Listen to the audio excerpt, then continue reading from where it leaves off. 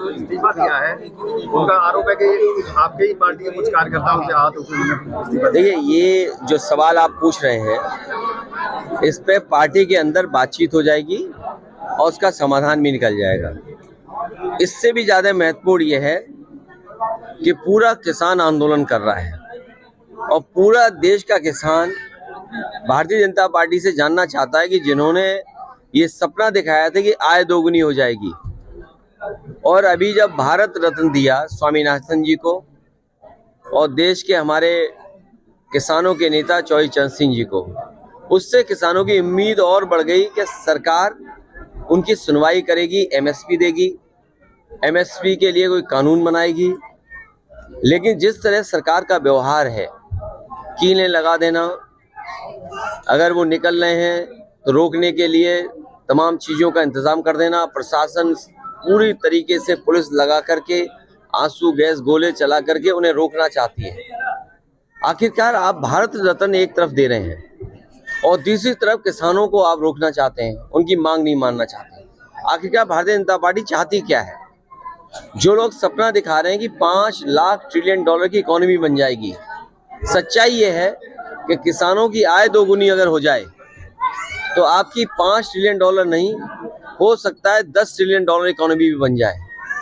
और जो लोग ये कहते हैं कि हमारी दुनिया में 5वीं अर्थव्यवस्था बन गई है, ये 5 से दूसरे नंबर में भी पहुंच सकती है अगर ये सरकार किसानों को एमएसपी दे दे और किसानों की आय दोगुनी कर दे।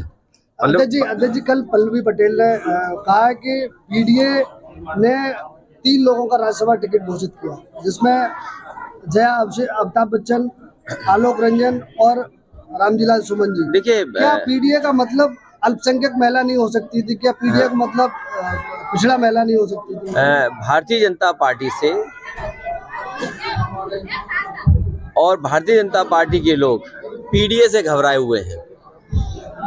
भारतीय जनता पार्टी के लोग पीडीए से घबराए हुए हैं। जहां तक हमारे सहयोगी दल की बात है, मैं उम्मीद करता हूं कि पीडीए की लड़ाई को वो मजबूत करेंगे।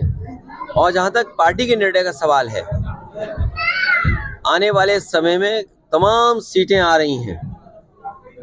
अभी तो एमएलसी आना है, फिर राज्यसभा आना है, फिर एमएलसी आना है, तो ये पीडीए की लड़ाई कहाँ कमजोर हो रही है? लेकिन पल्लवी पटेल ने तो आपको पीडीए का वोट नहीं करेंगे। देखिए, पीडीए का साथ आना, पीडीए के साथ सबको एक साथ लग जाना, ये बड़ी लड़ाई है और ये बड़ी लड़ाई कोई आसानी से नहीं जीती जा सकती है।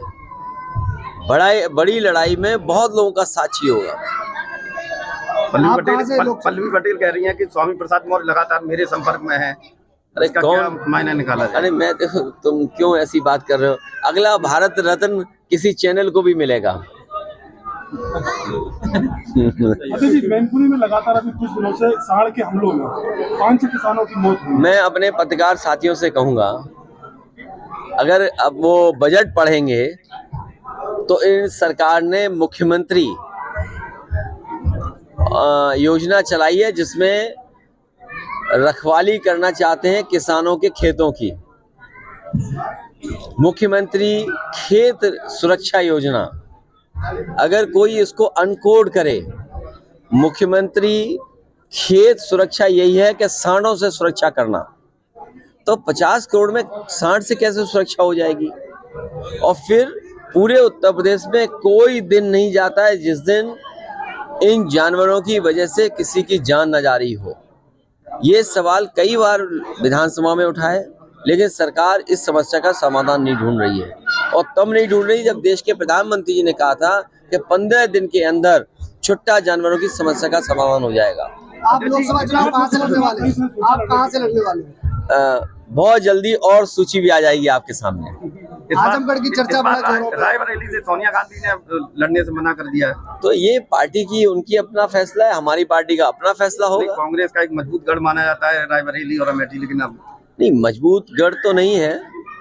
ये सही है कि वो उनकी ट्रेडिशनल सीट है और कांग्रेस की सीट ही मानी जाती है। समाजवादी पार्टी ने हमेशा उस सीट पर कांग्रेस का ही सहयोग किया है। पूरे प्रदेश में 80 की 80 सीटें इस बार जीतने वाली है भाजपा।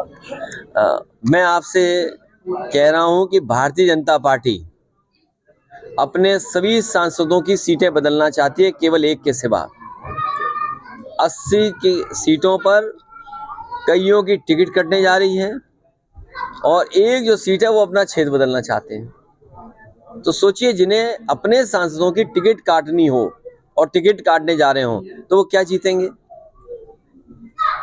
अगली सूची में क्या चाचा चाचा जी की चाचा सोचा का आप नंबर है अगली सूची में? नहीं, अगर आप पे कुछ सुझाव हो तो बता दो। चाचा का क्या नहीं, अगर आपके पास कोई सुझाव हो और फिर आप ही कहोगे सब परिवार चुनाव लड़ गया, ये पत्रकार भी बड़े कमाल के होते हैं।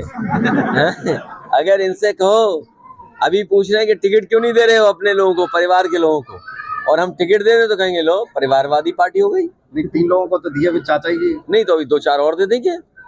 तो आप लोग क्या उम्मीद करते हो भाई? आप ही दिलवाना चाहते हो और आप ही चलाओगे कि परिवारवाद, तो हम कैसे बचेंगे भाई आपसे? तो चाचा कहाँ से लड़े हैं? ये आने वाले समय में जैसे जैसे सूचियां आएंगी आपको सब जानकारी हो जाएगी कि पार्टी ने क्या फैसला लिया। हमसे जुड़े रहने के लिए हमारे YouTube चैनल को सब्सक्राइब करें और नई वीडियो की नोटिफिकेशन के लिए बेल आइकॉन को दबाएं। अगर आप ये वीडियो Facebook पर देख रहे हैं तो लाइक जरूर करें और ज्यादा से ज्यादा शेयर करें। धन्यवाद।